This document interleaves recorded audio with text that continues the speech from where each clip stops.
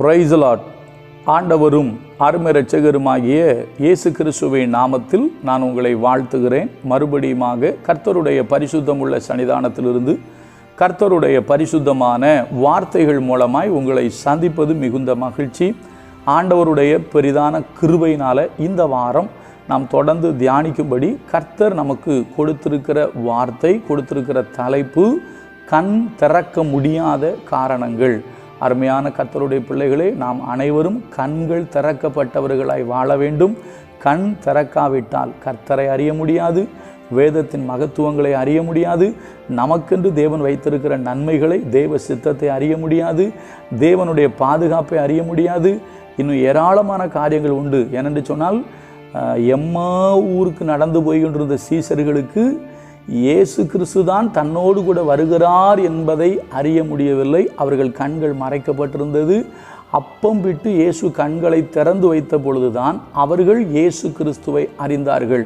அதனால் நம்முடைய ஆவிக்குரிய கண்கள், ஆன்மீக கண்கள், மனக்கண்கள் திறக்கப்பட வேண்டியது அவசியம். அநேகருடைய கண்கள் திறக்க முடியாமல் இருப்பதற்கு என்ன காரணம்? திறக்க முடியாமல் இருப்பதற்கு காரணம் என்ன அப்படின்னா, நேற்று பார்த்தோம், கண்ணில் நோய் இருக்குது. நீ குருடனாய் இருப்பதை அறியாமல் இருக்கிறாய், கழிக்க வாங்கி போடுங்கிறாரு. நோய் கொண்ட கிறிஸ்தவர்களுடைய கண்கள் திறக்க முடியாது நேற்று பார்த்தோம். இன்றைக்கு ஆண்டவர் இன்னொரு வார்த்தையை சொல்லுகிறார். ஏசாயா தீர்க்கதரிசன புஸ்தகம் 29வது அதிகாரத்தில் நீங்கள் 10லிருந்து தொடர்ந்து கொஞ்சம் வாசித்து வந்தீங்கன்னா உங்களுக்கு நன்றாக விளங்கும் ஒரு அருமையான காரியம் இருக்கிறது. இது அநேகருடைய வாழ்க்கையில் ப்ராக்டிக்கலாகவே இன்றைக்கு அநேகர் சொல்லுகிற ஒரு வார்த்தை. வேதத்தை வாசிப்போம். நான் படிக்கிறேன் பாருங்க. ஏசாயா 29:10. கர்த்தர் உங்கள் மேல் கனநித்திரையின் ஆவியை வரப்பண்ணி உங்கள் கண்களை அடைத்து. எதை அடைச்சாச்சு? கண்களை அடைச்சாச்சு. அப்போ அடைச்சா என்ன செய்ய முடியாது? திறக்க முடியாது. எதனால் கண் அடைக்கப்பட்டிருக்கு? கனநித்திரையின் ஆவியினாலே கண்கள் அடைக்கப்பட்டிருக்கு. நான் வேலைக்கு பின்னால் சொல்கிறேன், கவனிங்க. அடைத்து ஞான திருஷ்டிக்காரனாகிய உங்கள் தீர்க்கதரிசிகளுக்கும் தலைவர்களுக்கும் முக்காடு போட்டார்.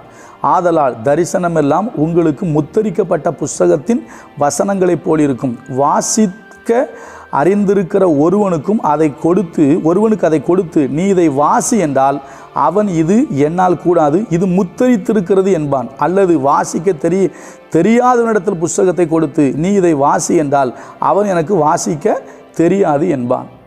அப்போ என்ன தெரியுமா? ஒரு புஸ்தகத்தை கொடுத்து வாசின்னு சொன்னால் அவன் சொல்லுவானா, வாசிக்க தெரிஞ்சவனுக்கு கண் திறக்கப்படாதனால இது முத்தரித்திருக்கு, எனக்கு தெரியலம்பானா. வாசிக்க தெரியாதவனுக்கு கொடுத்தாலும் எனக்கு தெரியாதும்பானா. அப்போ தெரியாதவன் சொல்லுகிற வார்த்தையை தெரிந்தவனும் சொல்லுகிறான். அதாவது வாசிக்க தெரியாதவன் சொல்லுகிற வார்த்தையை வாசிக்க தெரிந்தவனும் சொல்கிறான். ஏன்னா அந்த புத்தகம் முத்தரிக்கப்பட்டிருக்கிறது. எல்லாவற்றுக்கும் மேலாக அவங்க கண்கள் அடைக்கப்பட்டிருக்கு. நான் முதல் நாள் சொன்னேன், உம்முடைய வேதத்தில் உள்ள அதிசயங்களை பார்க்கும்படி என் கண்களை திறந்தருளும். அப்போ கண் அடைக்கப்பட்டிருந்தால் வேதத்தை வாசிக்கும்போது ஒன்றும் விளங்காது. அதுக்கு தான் கண்கள் திறக்கப்படணும். இப்போ ஏன் கண்ணை திறக்க முடியல? கண்ணை அடைச்சிக்கிட்டு கனநித்திரையின் ஆவி உள்ளே வந்ததுனால அவங்க கண்கள் அடைக்கப்பட்டிருக்கு. இப்போ நான் ப்ராக்டிக்கலாக அநேகர் சொல்கிற வார்த்தையை சொல்கிறேன். நிறைய பேர் சொல்லுவாங்க தானே, பைபிள் வாசிக்கணும்னு கையில் எடுத்தால் போதுங்க, இந்த தூக்கம் எங்கேருந்து தான் வரும்னு தெரியாதுங்க, அப்படியே கண்ணு சொக்கி அப்படியே பைபிளே முகங்குப்புற விழுற ஆட்கள்லாம் இருக்குது. அதே போல் ஜெபம் பண்ணுவதுக்கு போய் மண்டி போட்டால் போதும், எங்கேருந்தான் வருமோ தெரில இந்த கொட்டாவி வந்து அப்படியே கண்ணு சொக்கி அந்தால மூடி போயிடும். இப்போ கண்ணை திறக்கவே முடியாது. கண்ணை திறக்க ட்ரை பண்ணுவாங்க, கண்ணை அப்படியே மூடிக்கும். அப்போ ஏன் கண் திறக்க முடியலன்னா, கனநித்திரையின் ஆவினாலே உங்கள் கண்கள் அடைக்கப்பட்டிருக்கு. அதனால தான் கண்ணை திறக்க முடியல. அப்போ கண் திறக்க முடியாத காரணம் என்னன்னா, கனநித்திரையின் ஆவி. நேற்று பார்த்தோம் நோய், இன்னைக்கு பார்க்குறது பேய். சரியா? கனநித்திரையின் ஆவி என்கிற பேய். இன்னைக்கு நிறைய கிறிஸ்தவங்க கிட்ட இந்த கனநித்திரையின் ஆவி இருக்குது. அதுக்கு என்ன காரணம் தெரியுமா? இந்த கனநித்திரையின் ஆவியை கர்த்தர் ஏன் அனுப்பினார்? ஏன் கர்த்தர் அந்த கனநித்திரை ஆவி நம்மிடத்தில் வருவதற்கு இடம் கொடுத்தார்? மறுபடியும் சொல்கிறேன், பைபிளை எடுத்தாச்சுன்னா அவங்க சொல்கிறாங்க, மாத்திரை போட்டு வராத தூக்கம் கூட பைபிள் எடுத்தா வருதான். எப்படி? மாத்திரை போட்டு வராத தூக்கம் கூட பைபிள் எடுத்தால் வந்துடுதுங்கிறாங்க. அப்படியே சொக்கி கண்ணு உள்ளே போயிட்டு கண்ணை திறக்கவே முடியல. ஏங்க கீழே வசனம் சொல்லுது, நான் வாசிக்கிறேன் பாருங்கள். 29:13. இப்போ இந்த ஜனங்கள் தங்கள் வாயினால் என்னிடத்தில் சேர்ந்து தங்கள் உதடுகளினால் என்னை கனம் பண்ணுகிறார்கள், அவர்கள் இருதயமோ எனக்கு தூரமாய் விலகி இருக்கிறது.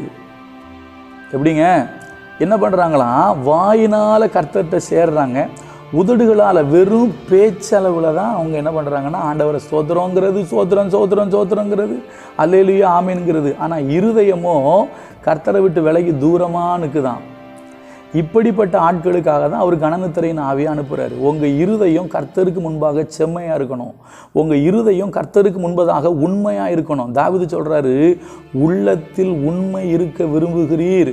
ஆபிரகாமை குறித்து நெகேமியா சொல்லுவார், எங்கள் பிதாவாகிய ஆபிரகாமை நீர் தெரிந்து கொண்டு ஆபிரகாமை ஆபிரகாமாக்கி அவனுடைய இருதயத்தை உமக்கு முன்பாக உண்மை உள்ளதாக கண்டுன்னு போட்டிருக்கு. இன்றைக்கி நம்முடைய இருதயம் கர்த்தருக்கு நேராக உண்மையாக இருக்கணும். நம்முடைய இருதயம் கர்த்தருக்கு உண்மையாக இருக்கணும். முழு இருதயத்தோடு நம்ம கர்த்தரை பற்றி கொண்டிருக்கிறோமா? கொஞ்சம் யோசிங்க. அதான் போட்டிருக்கு, வாயினால் என்னிடத்துல சேர்றாங்க. ஐயோ நாங்களும் சர்ச்சுக்கு வந்துடுறோம், நாங்களும் ஏசாமி தாங்க முடிறோம். வாயினால் சர்ச்சுக்கு வந்தால் சோத்திரம் வெறும் உதட்டினால. ஆனால் உள்ளமோ எங்கே இருக்கான் தெரியுமா? தூரம் இருக்குது. கர்த்தர் வேதனையோடு சொல்கிறார். இதே வார்த்தை இங்கேயும், இந்த வார்த்தை அங்கே எடுத்து சொல்லப்படும். எங்கே?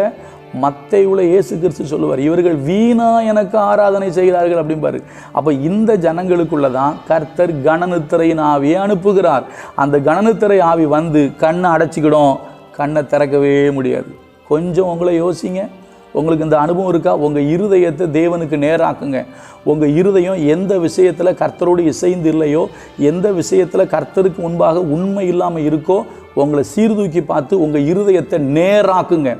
நீங்கள் தயவு செய்து ராஜாக்களின் சரித்திர புத்தகத்தை வாசிச்சிங்கன்னா போட்டிருக்கோம், ஒரு சில ராஜாக்கள் தங்கள் இருதயத்தை நேராக்கினார்கள். ஒரு சில ராஜாக்களுடைய இருதயம் தேவனுக்கு முன்பதாக செம்மையாக இருந்துச்சு. ஆனால் ஒரு சில ராஜாக்களுடைய இருதயம் கர்த்தருக்கு முன்பாக செம்மையாக இல்லாமல் இருந்துச்சு. அதில் ஒன்று தான் சாலமோனுடைய இருதயம். சாலமோனுடைய இருதயம் தன் தகப்பனாகிய தாவீதுடைய இருதயத்தை போல கர்த்தரோடு கூட கர்த்தருக்கு முன்பாக செம்மையாக இல்லை. அவனுடைய இருதயம் வழுவி போயிற்று. உங்களுடைய இருதயம் வழுவி போயோ இல்லை கர்த்தரை விட்டு தூரமாக இருக்குமே ஆனால் இன்றைக்கு நீங்கள் கர்த்தர் பக்கம் திரும்புங்கள். இல்லை என்றால் கனநித்திரையின் ஆவி வரும். உங்கள் கண்களை திறக்கவே முடியாது. ஆண்டவரை அறிய முடியாது, ஆவிக்குரிய ரகசியங்களை அறிய முடியாது, வேதத்தின் மகத்துவங்களை அறிய முடியாது, தேவன் நமக்கென்று வைத்திருக்கிற நன்மைகளை அறிய முடியாது. பைபிள் எடுத்தால் கண்ணு சொக்கிட்டு போயிடும். ஜெபம் பண்ண போனால் கண்ணு சொக்கிட்டு போயிடும். கண்ணை திறக்க முடியாது. கொஞ்சம் யோசிங்க. கர்த்தர் உங்களுக்கு உதவி செய்வார். நாளைய தினத்தில் இன்னொரு காரியத்தை பார்ப்போம். கர்த்தர் நல்லவர், அவர் கிருபை நம்மேல் என்றும் உள்ளது. God bless you.